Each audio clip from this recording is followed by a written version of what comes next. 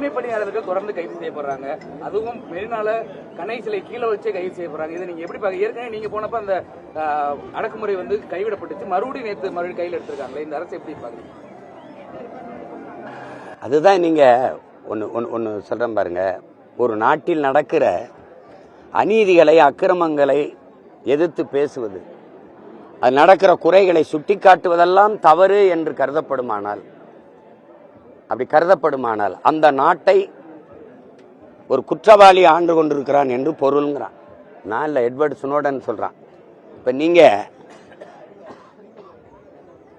அப்படிப்பட்ட அதிகாரத்தை நிரூபித்து நீங்க ஒரு துப்புரவு தொழிலாளர்கள், நம்முடைய தூய்மை பணியாளர்களுக்கு இந்த சிக்கலை பாக்குறீங்க. நான் அப்படி பார்க்கல. ஒவ்வொரு துறையில் இருக்க சிக்கலை நான் எதிர்கொள்றேன். என்னிடத்துல மனுக்கள் கொடுத்து கோரிக்கை வைக்கப்படுது. அதை நான் தினந்தோறும் மக்களை சந்திச்சு கண்ணீரோடு கவலையோடு அந்த கை நீட்டி என் தாய்மார்கள், என் பெற்றோர்கள் கொடுக்குற மனுக்களை பார்க்கும்போது பல கோடிக்கணக்கான பிரச்சனைகளில் என் மக்கள் சிக்கி தவிக்கிறாங்க. அப்போ இது மக்களுக்கான அதிகாரத்தை நிறுவலை. அதையும் ஆபிரகாம் லிங்கன் என்ன சொல்றாங்க, நீங்க ஒரு அநீதியான அரசு நடக்குது, அடக்குமுறையான அரசு நடக்குது, மக்களின் நலன் கருதாத அரசு நடக்குது, ஊழல், லஞ்சம், கொள்ளையில ஊறி திளைக்கிற ஒரு அரசு இருக்குதுன்னா அந்த அரசை நடத்துகிறவன் அல்ல குற்றவாளி. அந்த அரசை நிறுவியவன் யார்? நான் தானே, நீங்க தானே. அந்த அதிகாரத்தை நிறுவிய மக்கள் தான் குற்றவாளிங்கிறான். இப்ப யாரு பொறுப்பேற்கிறது? இதே இன்னைக்கு வீதியில் நின்று போராடுற நீங்கள் தான் அந்த இடத்துல அந்த அதிகாரத்தை கொடுத்தீங்க.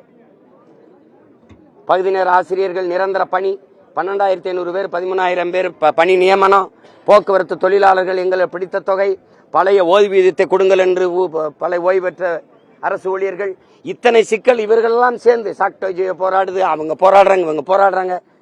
இத்தனை பிரச்சனைகளை தந்தவனுக்கு அதிகாரத்தை கொடுத்தது யாரு? இந்த மக்கள் தான். அப்போ யாரு குற்றவாளி? அப்ப இனிமேலாவது அந்த தவறை செய்யாம நீங்க திருந்தணும். இல்லைன்னா இப்ப 1 லட்சம் போராட்டமாக இருக்கிறது, அப்புறம் 10 லட்சம் போராட்டமா மாறும். அப்போ வாழ்வதற்கு போராட்டமே வாழ்க்கையா மாறிடும். போராடினால்தான் வாழ முடியுங்கிற நிலைக்கு தள்ளப்பட்டுருவோம். இப்ப இதுல பேசி என்ன இருக்குது? தொடர்ந்து போராட்டம் போயிட்டு இருந்துச்சு, அடக்குமுறை, சிறை எல்லாம் நீங்க பாத்துக்கிட்டு தான் இருந்தீங்க.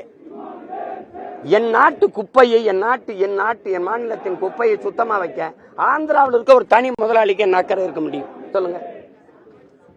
1 கிலோ குப்பை அல்ல 12 ரூபாயா? யாராவது சொல்லுங்க. 12 ரூபாயா 1 கிலோ குப்பை அல்ல? 12 ரூபாயா? அப்படி நீ கட்டணம் போட்டு எடுத்துட்டு போற.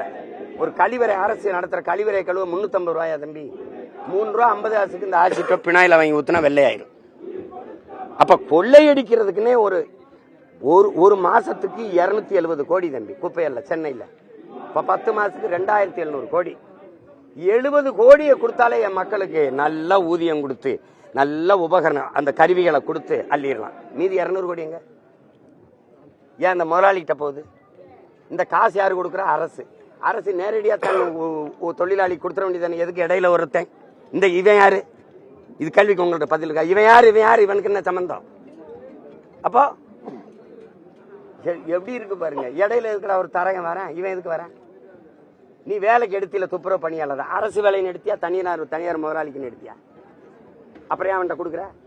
ஒரு குப்பை அள்ளுற தொழில, குப்பை அள்ள கூட உன்னால முடியல, குப்பையை கூட அள்ளுகிற தகுதியும் திறமையும் உனக்கு இல்ல. அப்ப எதுக்கு இருக்க நீ? பள்ளிக்கூடம் நடத்த மாட்ட, மருத்துவமனை நடத்த மாட்ட, போக்குவரத்து நடத்த மாட்ட, மின் உற்பத்தி விநியோகம். நம்ம ஊர் கமிதியில மின் பூங்கா போட்டிருக்க ஆள் யாரு? எத்தனை ஆயிரம் கோடி? 5,000 ஏக்கர் 20 கிராமத்தை வெளியேற்றிட்டு போட்டிருக்காப்ல.